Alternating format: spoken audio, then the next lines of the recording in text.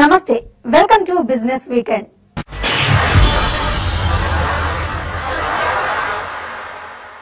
ప్రతి ఏటా 2 అంకెల వృద్ధిని నమోదు చేసుకుంటున్న గ్రానైట్ ఇండస్ట్రీ రోజు రోజుకి సంక్షోభంలోకి జారుకుంటోంది. చైనా సహా యూరోపియన్ దేశాల్లో నెలకొన్న ఆర్థిక పరిస్థితుల ప్రభావం గ్రానైట్ పరిశ్రమను ఇబ్బందుల్లోకి నెడుతోంది. దీంతో ఈ ఆర్థిక సంవత్సరంలో గ్రానైట్ ఎక్స్పోర్ట్స్ ఏకంగా 40% తగ్గే అవకాశం ఉందని ఇండస్ట్రీ వర్గాలు అభిప్రాయపడుతున్నాయి. ఎగుమతుల్లో 7వ స్థానంలో ఉన్న గ్రానైట్ ఇండస్ట్రీ విధానపరంగా దేశీయంగా పలు ఆటంకాలను ఎదుర్కొంటోంది. ప్రస్తుతం ఒక్కో రాష్ట్రం ఒక్కో పాలసీని అమలు చేస్తుంటాం ఇండస్ట్రీ వృద్ధి రేటుపై ప్రభావం చూపుతోంది. ముఖ్యంగా అనుమతుల్లో జాప్యం గ్రానైట్ ఇండస్ట్రీని సంక్షోభంలోకి నెడుతోంది. దేశవ్యాప్తంగా సుమారు 20,000 యూనిట్లు 35,000 కోట్ల రూపాయల పెట్టుబడులతో 15 లక్షల మందికి ఉపాధి కల్పిస్తున్న ఈ రంగానికి ప్రభుత్వం చేయూతనందించాల్సిన అవసరం ఉందని ఇండస్ట్రీ వర్గాలు కోరుతున్నాయి. అంతర్జాతీయంగా నెలకొన్న పరిస్థితులతో ప్రస్తుత ఆర్థిక సంవత్సరంలో గ్రానైట్ ఎగుమతులు ఏకంగా 40% వరకు తగ్గే అవకాశం ఉందని భారత గ్రానైట్ స్టోన్ పరిశ్రమ సమైక్య FIGSI ప్రెసిడెంట్ ఆర్ శేఖర్ అన్నారు. The industry is often on and off. We are facing a lot of problems, and each state government have their own policies. The combined Andhra Pradesh and Telangana, the highest companies are doing the buying in these two states, and the policies are very supportive, and particularly the Telangana government is very well support this industry. ప్రస్తుతం granite industry దేశీయ market పరిణామం 12,000 కోట్ల రూపాయలు. ఇప్పటికీ ఈ రంగాన్ని minor minerals కింద పరిగణలోకి తీసుకుంటుండటంతో కొత్తగా పెట్టుబడులు కూడా రావటం లేదని ఇండస్ట్రీ వర్గాలు ఆందోళన చెందుతున్నాయి. ఒక పారదర్శకమైన విధానాన్ని అనుసరించాల్సిన అవసరం ఉందని, ప్రస్తుత విధానంపై స్పష్టత లేకపోవడంతో అనేక కంపెనీలు ముందుగా భారీ పెట్టుబడులు పెట్టడానికి ఆసక్తి చూపి తర్వాత వెనక్కు తగ్గుతున్నాయని పారిశ్రామిక వర్గాలు తెలిపాయి. ఇండియాలో మొత్తం మీద ఇప్పటికి 24,000 కోట్ల టర్నోవర్ ఉందండి గ్రానైట్ ఇండస్ట్రీకి, క్వారీయింగ్ ప్రాసెసింగ్ అంతా కలిపి. అందులో దగ్గర ఒక 12,000 కోట్ల ఎక్స్పోర్ట్, ఒక 12,000 కోట్లు డొమెస్టిక్ మార్కెట్ ఉంది. లాస్ట్ 3 years బట్టి గ్రోత్ చాలా తక్కువ ఉందండి. 5 to 10% గ్రోతే ఉంది. అంతకుముందు 20-25%. ఎందుకంటే ఒకప్పుడు ఇప్పుడు రిలేటివ్లీ న్యూ ఇండస్ట్రీ. మనకి ఇండస్ట్రీ ఉన్నది 35-40 years బట్టి ఉన్నది. ఇండస్ట్రీ 87-88లోనే కొంచెం లైబ్నెట్ లోకి వచ్చింది. అప్పట్లో 1,000-1,200 కోట్లే ఉండేది. అక్కడి నుంచి 24,000 కోట్ల వరకు లాంగ్ వే వచ్చాము. బట్ లాస్ట్ 2008 అమెరికన్ డిప్రెషన్ దగ్గర నుంచి, కొంచెం రెసిషన్ స్టార్ట్ అయిన దగ్గర నుంచి మార్కెట్ స్లో ఉంది. ప్రస్తుతం అయితే 5 to 6% మాత్రమే గ్రోత్ ఉంది. But after 2 years we're expecting very good growth in the industry అండి. భారత ఎగుమతుల్లో తెలుగు రాష్ట్రాల వాటే 4,000 కోట్ల రూపాయలుగా ఉందని FIGSI వెల్లడించింది. తెలుగు రాష్ట్రాల నుంచి చక్కని ప్రోత్సాహం లభిస్తోందని, మిగతా రాష్ట్రాలు కూడా ఇలాంటి ప్రోత్సాహకాలు ప్రకటించాలని FIGSI డిమాండ్ చేసింది. చైనా మీద మనం పూర్తిగా డిపెండ్ అయి ఉన్నాం. 70% of our exports are going to China. ఎప్పుడైతే ఈ ఇండస్ట్రీ గ్లోబల్ ఇండస్ట్రీలో మొత్తం డ్రాస్టిక్ డెసిషన్ వచ్చిందో, ఎకానమీ దెబ్బతిందో, దాని ఇంపాక్ట్ అంతా మన ఇండస్ట్రీ మీద పడుతుంది. దీన్ని మనం సబ్స్టిట్యూట్ చేయాలంటే ఇన్సెంటివ్స్ ఇచ్చి కొత్త ఫ్యాక్టరీస్ కానీ మన ఇండియాలో ఆంధ్రాలో పెట్టుకుంటే కొత్త ఎంటర్ప్రినర్స్ వస్తారు, ఫ్యాక్టరీస్ ఎస్టాబ్లిష్ చేస్తారు, వాల్యూ ఎడిషన్ వస్తుంది. Finished goods market US other ప్లేసెస్లో డిమాండ్ ఉంది కాబట్టి అటు చేయడానికి అవకాశం ఉంది. కాబట్టి ఆ విధంగా కనుక గవర్నమెంట్ సపోర్ట్ చేస్తే వాల్యూ ఎడిషన్కి ఈజ్ పాసిబుల్. దానికి గవర్నమెంట్ కూడా కొత్త ఎంటర్ప్రినర్స్కి సపోర్ట్ ఇచ్చి ఇన్సెంటివ్స్ ఇచ్చి ప్రోత్సహిస్తే డెఫినెట్గా బాగుంటుందని భావిస్తున్నాం. ప్రస్తుతం భారత్ నుంచి అమెరికా, చైనా, యూరోపియన్ దేశాలు, జపాన్ తదితర దేశాలకు గ్రానైట్ ఎగుమతి అవుతోంది. కేంద్ర రాష్ట్రాల ప్రోత్సాహం కూడా తోడైతే వచ్చే 3 ఏళ్లలో గ్రానైట్ ఎగుమతులు చేసే దేశాల్లో భారత్ టాప్ 5 జాబితాలో స్థానం సంపాదిస్తుందని ఇండస్ట్రీ వర్గాలు అంచనా వేస్తున్నాయి. టెక్నికాలర్ గ్రూప్ నకు చెందిన హోమ్ అప్లయన్సెస్ తయారీ కంపెనీ థామ్సన్ తెలంగాణలో వచ్చే 3 ఏళ్లలో 300 కోట్ల రూపాయల మేర పెట్టుబడులు పెట్టనున్నట్లు ప్రకటించింది. థామ్సన్ ఉత్పత్తుల తయారీ రిసల్యూట్ ఎలక్ట్రానిక్స్ ఇండియా ఆధ్వర్యంలో మేడ్చల్లో ప్లాంట్ ను ప్రారంభించింది. తమ తయారీ కేంద్రంలో LED టీవీలు, రిఫ్రిజిరేటర్లు, వాషింగ్ మిషన్లు, ఏసీలు, కిచెన్ అప్లయన్సెస్ తయారు చేస్తున్నామని థామ్సన్ అంటోంది. మేక్ ఇన్ తెలంగాణకు రెస్పాన్స్ బాగుందని, టెక్నికాలర్ గ్రూప్ తమ పెట్టుబడులకు తెలంగాణను ఎంచుకోవడం సంతోషంగా ఉందని తెలంగాణ IT మంత్రి KTR అన్నారు. ఇప్పటికే సెల్కాన్, మైక్రోమాక్స్ రాగా మరిన్ని మొబైల్ మ్యానుఫ్యాక్చరింగ్ కంపెనీలతో చర్చలు జరుగుతున్నాయని KTR చెప్పారు.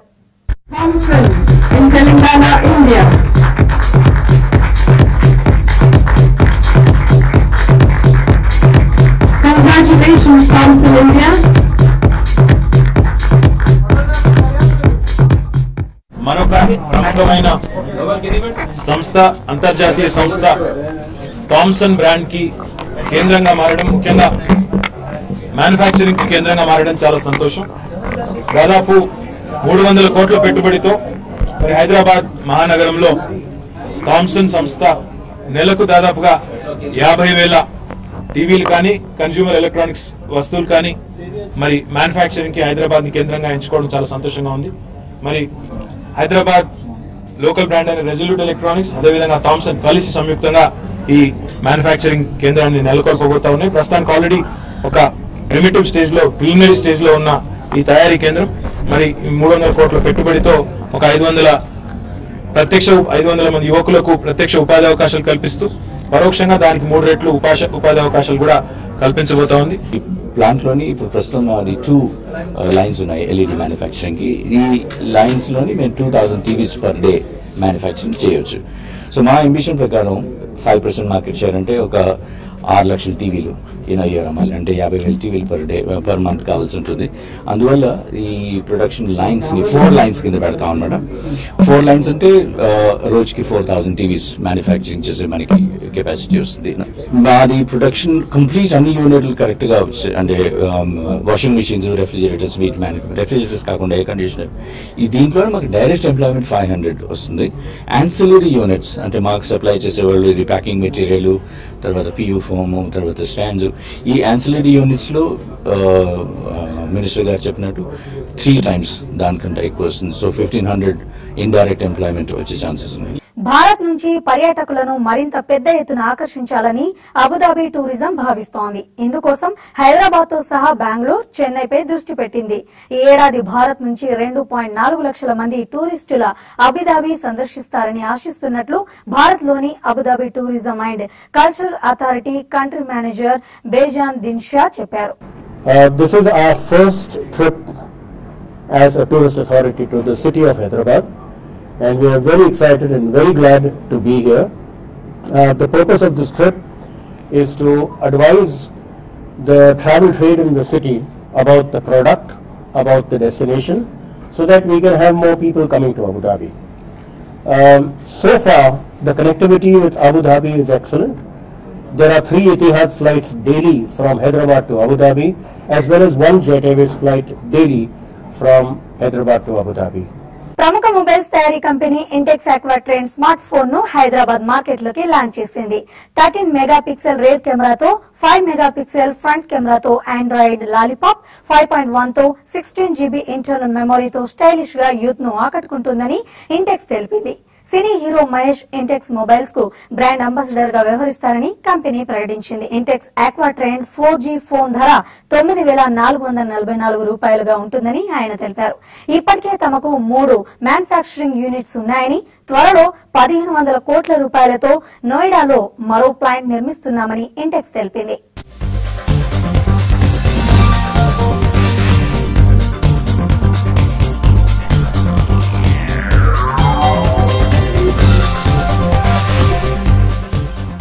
You'll be seeing a complete 360-degree marketing campaign where we want to paint the entire AP and Telangana completely red with Mahesh's hoardings, whether it be print or the TV ads. So you're going to see him everywhere. We're going to start with AP and Telangana and let's see how the response is. And then because the focus of right now here is all about the southern market. So we're specifically making this product, understanding the needs and requirements for the people of South India. So we want to see how things go all over here.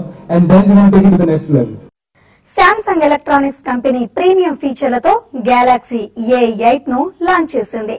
5.7 inches full HD డిస్ప్లేతో 16 megapixel rear camera, 5 megapixel front camera, 32 GB internal memory, 2 GB RAM వంటి ఫీచర్లతో Samsung Galaxy A8 youth ను ఆకట్టుకుంటుందని Samsung India ప్రతినిధి ఆసిమ్ వార్ని తెలిపారు. ఇండియాలో 40% market share తో మొదటి స్థానంలో తాము కొనసాగుతున్నామని, శాంసంగ్ ఇప్పటి వరకు ఇక్కడ 14 4G ఫోన్లను లాంచ్ చేసిందని ఆయన అన్నారు. ఈ గెలాక్సీ A8 ధర 32,500 రూపాయలుగా ఉంది.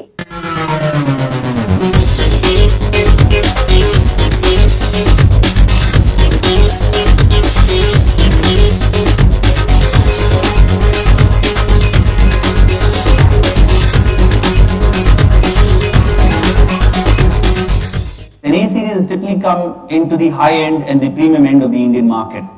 This is what the A series is really all about. It's a whole fresh new design ideology and hardware and software capabilities to complement that kind of a high-end design. Now when we come to A8, before I describe this product to you, so it's really the best of what our Note series of flagship devices or our S series of flagship devices. Some of the key attributes and some of the key technology capabilities of those devices have been melted into this one product or one new model that we're launching here today, the Galaxy A8.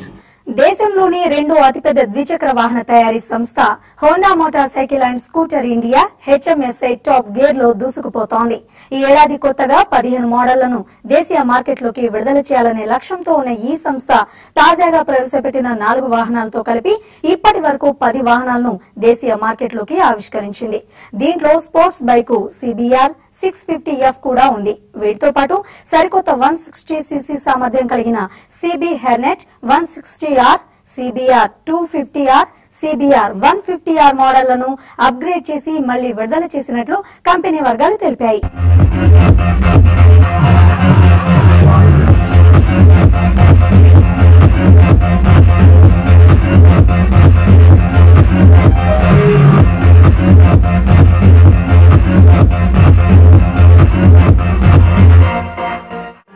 Business weekend లో ఇప్పుడు short break తీసుకుందాం.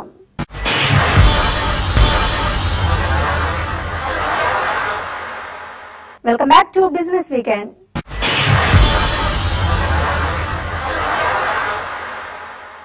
విద్యుత్ రంగ సేవల company power మెక్ projects public issue నిన్న ప్రారంభమైంది. ఈ నెల 11న ముగిసే ఈ ఇష్యూ ప్రైస్ బాండ్ ను ఒక్కో షేరుకు 615 నుంచి 640 రూపాయలుగా కంపెనీ నిర్ణయించింది. ఒక్కో షేర్ ముఖ విలువ 10 రూపాయలు కాగా కనీసం 20 షేర్లకు దరఖాస్తు చేసుకోవాలి. 42.69 లక్షల షేర్లను ఇన్వెస్టర్లకు ఈ సంస్థ విక్రయించనుంది. ఐపీఓ ద్వారా సమీకరించిన సొమ్మును కొన్ని అప్పులు గడువులకు ముందుగానే తీర్చివేయడానికి నిర్వహణ మూలధన అవసరాలకు వెచ్చించనున్నట్లు పవర్ మెక్ ప్రాజెక్ట్స్ ప్రకటించింది. మేము ఐపీఓకి కంపెనీ రావడం జరిగింది. ఇష్యూ ఓపెన్ అయింది. మంగళవారం ఇష్యూ క్లోజ్ అవుతుంది. ఇష్యూ సైజు 273 కోట్లు. దీంట్లో 2 రకాలుగా ఉంది. కొత్త షేర్స్ ఉన్నాయి.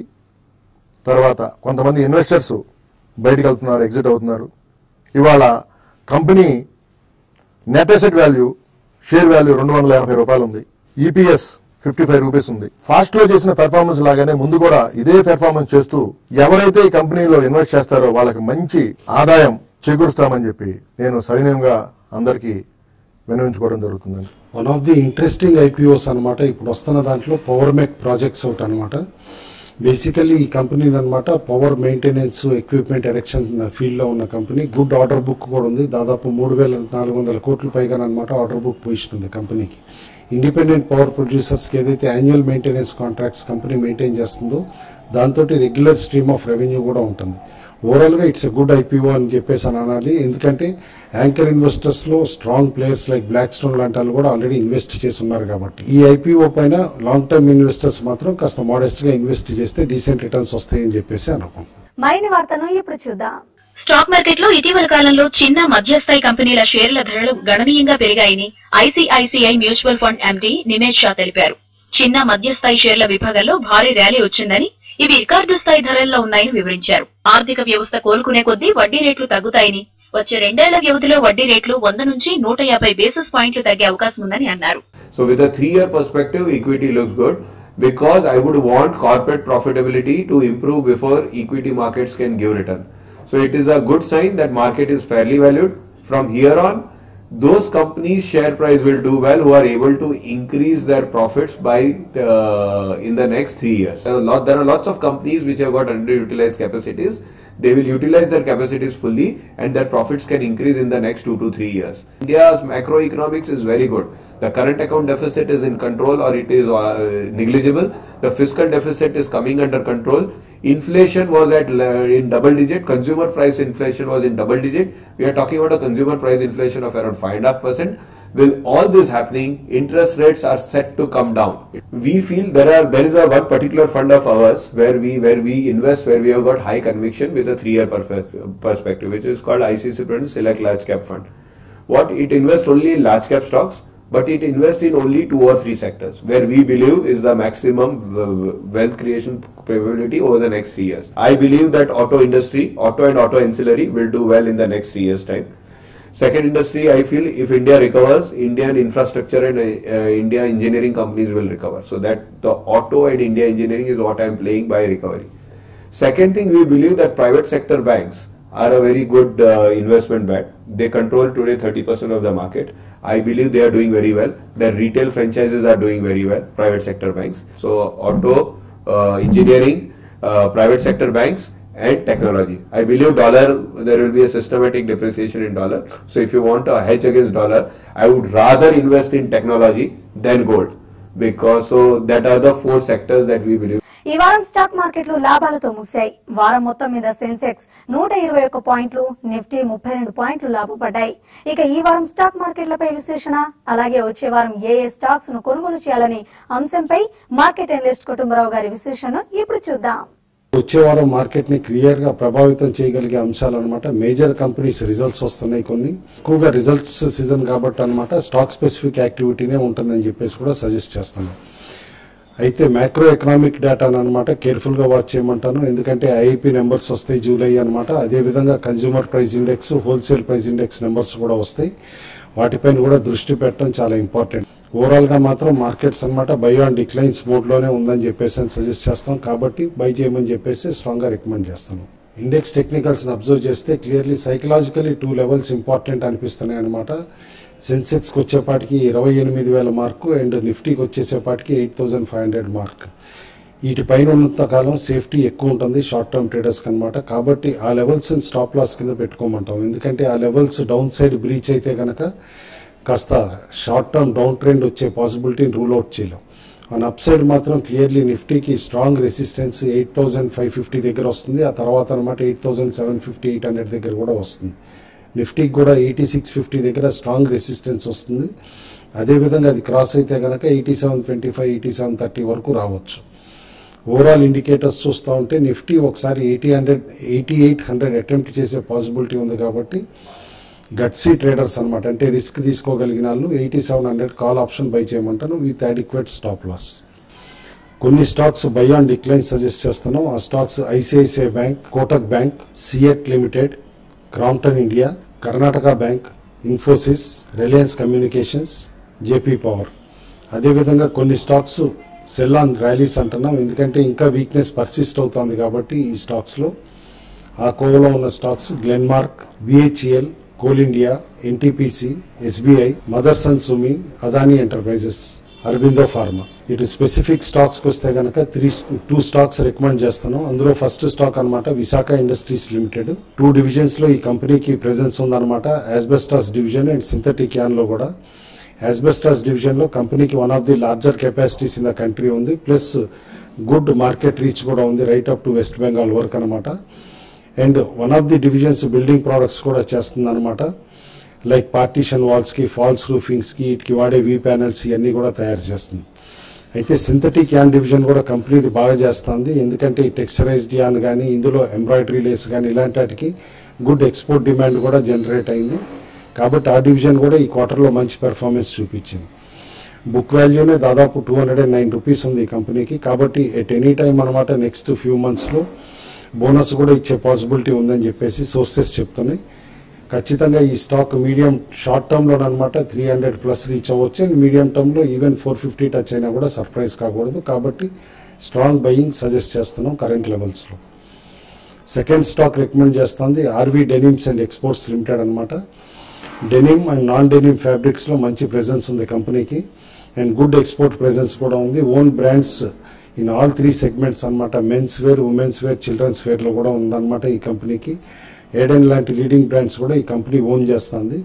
అండ్ రీసెంట్లీ అబ్జర్వ్ చేస్తే కనుక మార్కెట్లో టెక్స్టైల్ స్టాక్స్ అన్నింటిలో కూడా తిరిగి రీన్యూడ్ బయింగ్ ఇంట్రెస్ట్ వస్తుంది ఇన్స్టిట్యూషన్స్ దగ్గర నుంచి, ఎందుకంటే కంటిన్యూస్గా కాటన్ ప్రైజెస్ కాస్త తక్కువగా ఉండటం, ప్లస్ యాన్ కన్జంప్షన్ డొమెస్టిక్గా బాగా పెరగటం వల్ల అనమాట ఈ స్టాక్స్ అన్నింటిలో కూడా బయింగ్ ఇంట్రెస్ట్ కనిపిస్తుంది. కాబట్టి ఆర్వీ డెనిమ్ కూడా ఈ మీడియం టర్మ్ 150 రూపీస్ టార్గెట్ పెట్టుకుని బై చేయమని చెప్పేసి స్ట్రాంగ్గా సజెస్ట్ చేస్తాను.